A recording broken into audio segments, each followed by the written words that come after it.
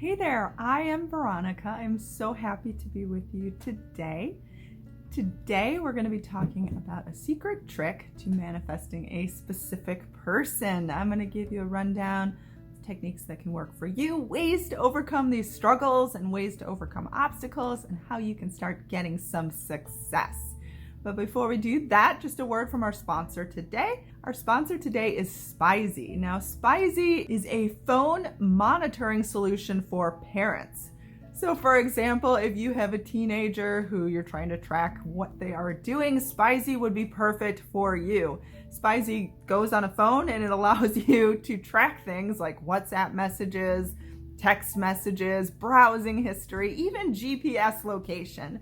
So I highly recommend Spyzie if you are a parent who is trying to figure out what on earth your child is doing. I will list the link below. There is a demo you can try out. You will always know what's going on, and there's an introductory price today. Okay, so let's get back to the video. The secret of manifesting your specific person. What is it? Okay, so I think the secret is actually something that is so easy that people often fail to realize it, and they often fail to trust it. The secret to drawing someone into your world is perfect alignment. Now that at first glance sounds really hard, really tricky. Like, what on earth is alignment? It's just a fancy word for truth. All it is, alignment equals truth. Flat out, easy, simply said, stupid simple, alignment equals truth. Imagine it like this. You know what your own name is, right? That's truth. 2 + 2 = 4. That's truth. For example, there's certain things about you that you know to be absolute truths. You don't doubt these things. You have perfect alignment with these facts about you. And these just general facts like mathematics facts, things like that. They feel like absolute truth in your world. You don't argue them, you don't doubt them, they just are. Now, we're trying to emulate the same thing with your specific person. You want to feel like the things you want to experience with them are going to become truth. You want to feel these things as truth. Thus equals alignment. Now, the reason why these things can seem hard is number one, you currently have outer circumstances that suggest the exact opposite. So when you try to feel like your desires are truth, it feels like a flat out lie. Number two, you can see lack all around you. Everything around you suggests that what you want isn't possible. But your outer circumstances are a product of old thinking. Thus, when we start to implement the new thinking, the outer circumstances will change. It is important to note that when you have a strong desire, especially a passionate desire, such as being with a particular person, you will usually have no evidence to suggest that this is possible. The reason why you have the desire is because you don't currently have it in your world. If you currently had it in your world, it wouldn't be a burning desire. So don't think that you currently have to have evidence to suggest it's possible, because you don't. Again, the lack around you can change. It feels like a lie, but this can change. And I'm going to go over some steps as to how to start feeling like what you want is truth. Now, number one, the future does not have to remain in the present moment. Whatever you currently have in this present moment, that does not have to equal your tomorrows. Your tomorrows can be anything. They can be brand new. They can be fresh. They can be exciting. They do not have to be based upon the current moment or the past or the limitations of the past. It's okay to recognize the current lack in your world. That will not cause you to create more lack. What causes more lack is the same old thinking, the same old routines, the same old patterns. We want to change your thinking. We want to change what you are imagining. We want to change your feelings about the situation. That will change the future, and it will happen. Little by little, the universe always delivers. The universe will always reflect to you your dominant beliefs, your dominant focuses every single time. Now, I want to say it's important to remember that perfect alignment does not mean ignoring your current reality or becoming delusional. It means to find acceptance in it and to know that this moment is one step closer to the moment you truly prefer. So alignment is about seeing the possibility. It's about posing new ideas and new suggestions about what can be with your specific person, what can be in a relationship, what you can experience in love. You are posing the possibility of a better outcome. Now, you can do this through visualization, through affirmations, through meditation, through being mindful through the day of your thoughts of this person, and also about love in general, and also about what life can do for you. What kind of life you're living? Do you see yourself as someone who can be satisfied in love, who can be satisfied in areas of your life?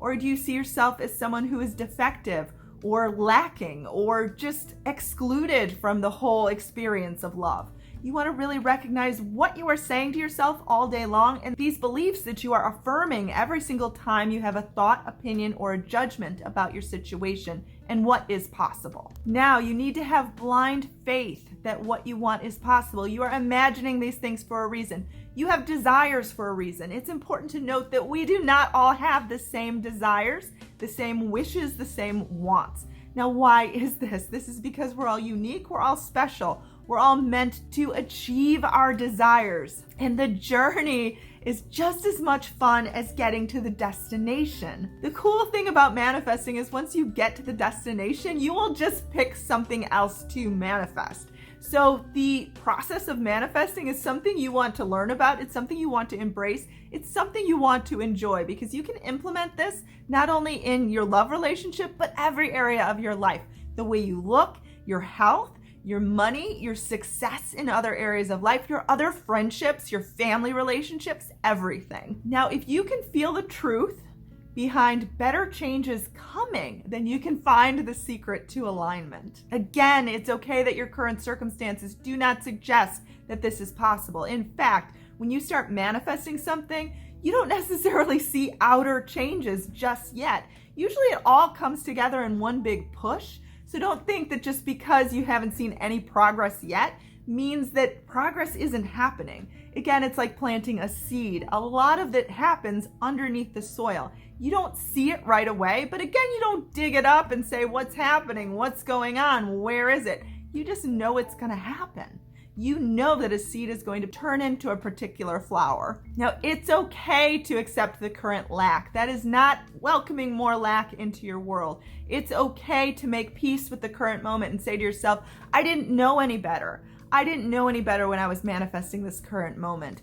I know that I can get to a better moment, but you want to find acceptance, you want to find forgiveness, you don't want to hate on yourself because your current moment sucks. Now, you don't want to say affirmations all day that feel like lies. Instead, you want to pose the possibility of hope. And that's why I love gentle affirmations like what if affirmations, or just affirmations that say, you know what, this could be possible. Because you're breaking the tension. You're doing things that don't feel like lies. You're doing things that feel like possibilities and hence changing your rhythm. Now, to create a breakthrough, you want to flow as much as possible. You want even free-flowing energy that feels relaxed, feels calm, even feels neutral. It is impossible to be happy all the time.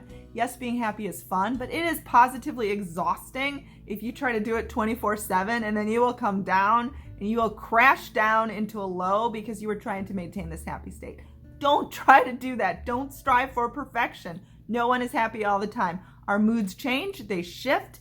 Even if you have like a bad mood, it's okay, just be mindful of it. Don't mindlessly seethe in this bad mood.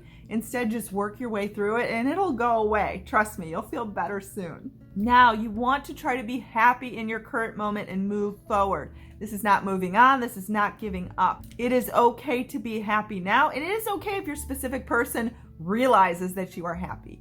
You do not need to be sad in order to show your specific person that you need them.